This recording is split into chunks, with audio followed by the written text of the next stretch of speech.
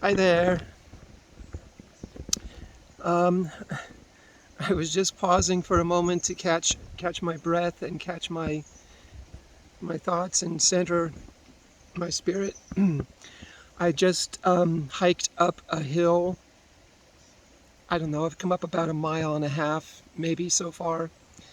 I haven't been hiking in a couple of months because I've been busy away doing pet sitting jobs, um, where I've been walking dogs. And I was also on vacation visiting my son and my grandkids that live in Minnesota. Um, so the last time I've been up here hiking in this area and on this trail in particular, and check out this really wicked tree back here. Wicked, I shouldn't say wicked, this holy tree. Um,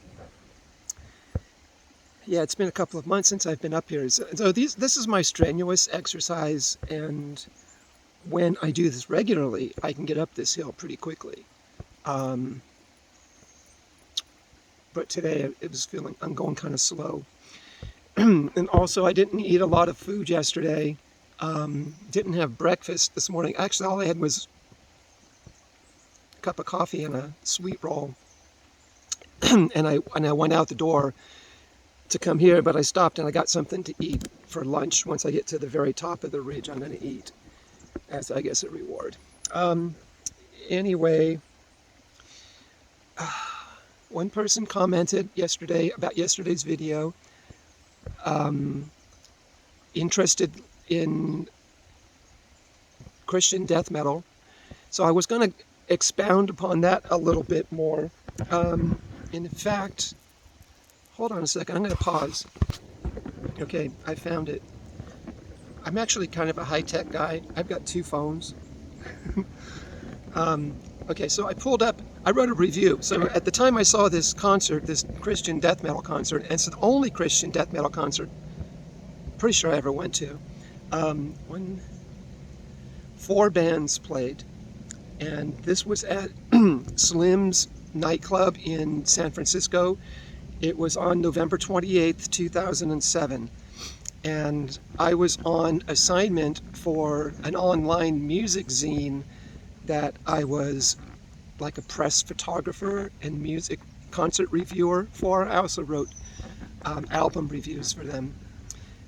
So this night, for some reason, I decided not to take pictures of the concert. I was just going to listen and,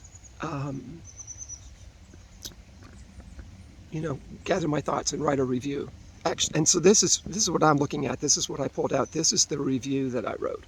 I'm not going to read it to you, but I just wanted to tell you the names of the bands, and then I'll expound a little bit. And I think I could put the link to this in the description for this video. So if anybody wants to read the whole thing, they can do that. Okay, so the opening band, they were called Through the Eyes of the Dead. The next band was called Hasten the Day. The third band that played was called All That Remains. And the headline band was called As I Lay Dying. So I really didn't know what I was getting into. I really didn't. I didn't listen to any of this music beforehand. I didn't read any reviews about it beforehand. Just the name of the genre fascinated me. And I had been going to heavy metal concerts. One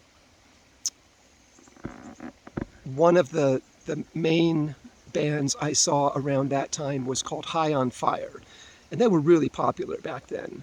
I didn't see any, well, I did see a couple of big name bands, but not in the early stage of my music journalism career. This was maybe after the first year I started doing concerts.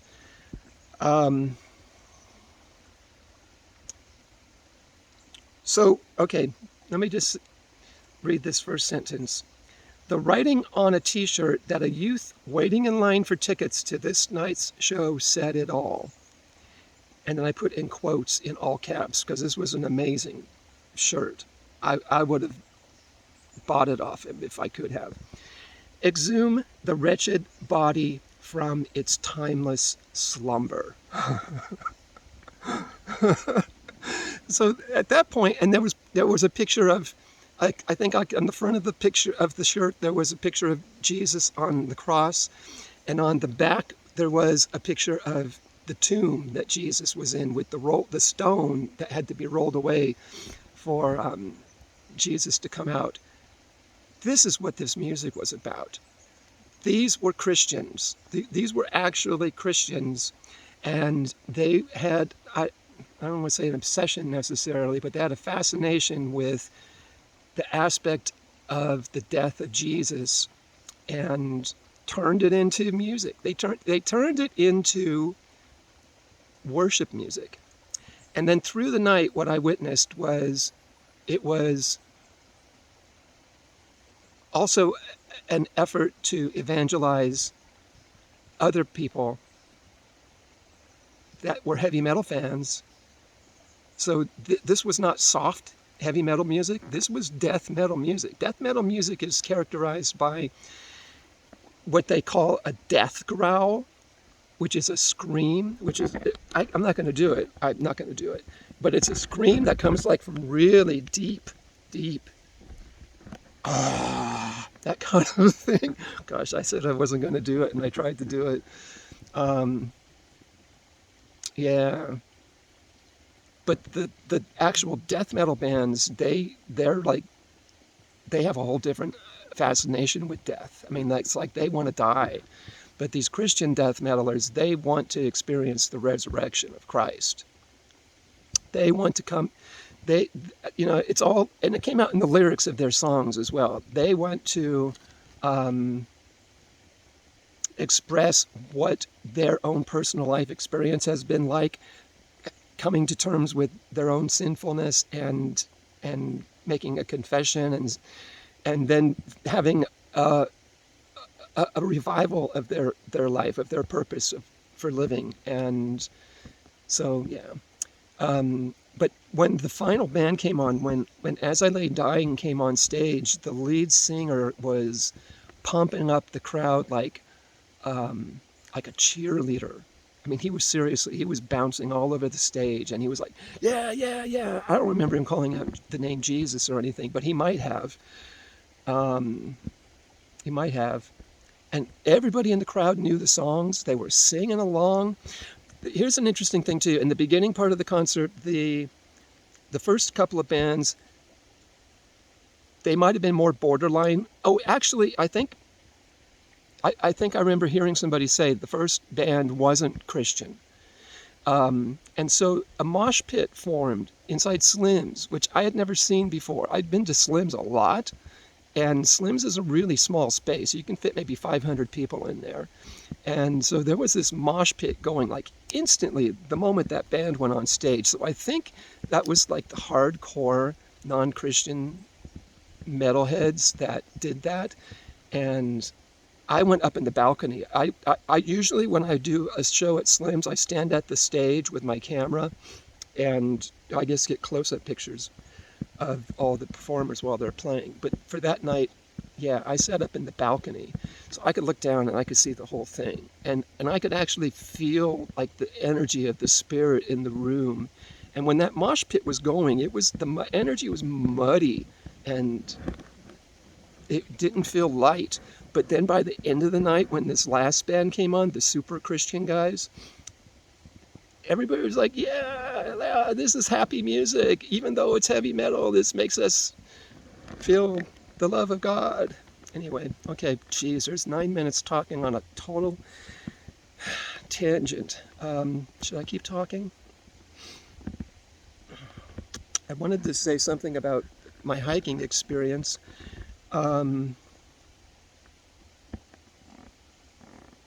I had an experience up here, like I say, about 2 months ago. It's been 2 months since I've been here. I was coming up here every day. I came up here every day for about a week and a half, maybe like 10 days or so. And I was having these spiritual experiences. I was getting into a trance-like state on these hikes. And You know, your thoughts, when you get focused in nature, for me at least, your thoughts go away and you just absorb the energy that's around you. Your mind might go to a higher place. Your spirit definitely connects to a higher place. And so, yeah, I was having these really kind of ethereal experiences on these hikes. Oh, okay. Yeah, this is going to have to be another topic for another video, I think. Because one of the things I'm going to talk about on my videos on this channel is definitely spirituality, and my experiences as of being a Reiki master. Yeah, because these hikes during that period of time turned into healing experiences, not necessarily for myself or not only for myself. I mean, I was being healed, but I was sending out healing.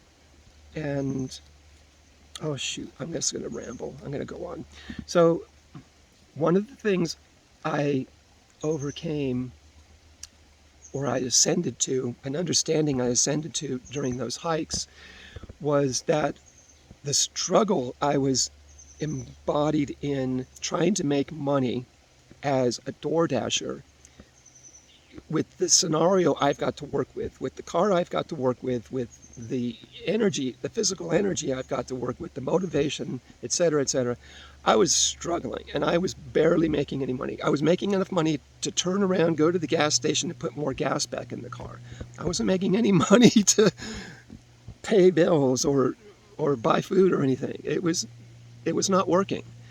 And so on these hikes, I had this epiphany, and I said, you know, I'm actually doing something better for the world and the community by going on these hikes and getting into these ecclesiastical states of higher awareness and sending out, you know, healings to the world than I was being of use to the world as a door dasher. Part of my issue is the car I have. I drive a car that's 30 years old. I get like, you know, less than 20 miles a gallon, but it's a polluter. It's a big polluter. And so, you know, I just felt really negative all of a sudden. So that kind of flips back around to, okay, I'm going to aim for 15 minutes. I kind of flips back around to what I've been experiencing the past couple of days. I found this guy on YouTube, young guy. I doubt he's even 30. He could be 30, but I don't think so. That lives in LA, and he does DoorDash. He has what he calls a motor scooter. It's made by Honda. It's got to be something that costs like $5,000, and he has a brand new one. And he has a big carrying case on a rack on the back of this scooter. And he's doing deliveries, DoorDash deliveries, multiple deliveries at a time, all over Los Angeles, driving around in this really cool little scooter. And I had always wondered how people in San Francisco do DoorDash deliveries, and that must be it. There must be a lot of people because there's no place to park in San Francisco. And I would never go over there in a car. Even when I had my smart card running, I wouldn't go over there to do door dashing. So yeah, these guys on scooters, they've kind of got it. And he drives long distances. He drives 7 to 10 miles on a delivery, which is like the maximum distance I drive out here. So I was saying, man, I could do that out here. Also recently, one of my pet sitting clients let me use their car when I was working for them, and they had a Prius. And I guess it's a hybrid. It's part electric. It is. It's part electric. It's part gas. And during the week I used that car, the fuel gauge never budged. I didn't drive it. I wasn't door dashing with it or anything. I was taking the dog to the park. But that kind of car, I could do door dashing with that. Okay, this isn't going to come to a happy conclusion because there's 15 minutes right now. Okay, I'm going to end it here. Maybe I'll pick this up or I'll listen to comments. Okay, bye guys. Thank you.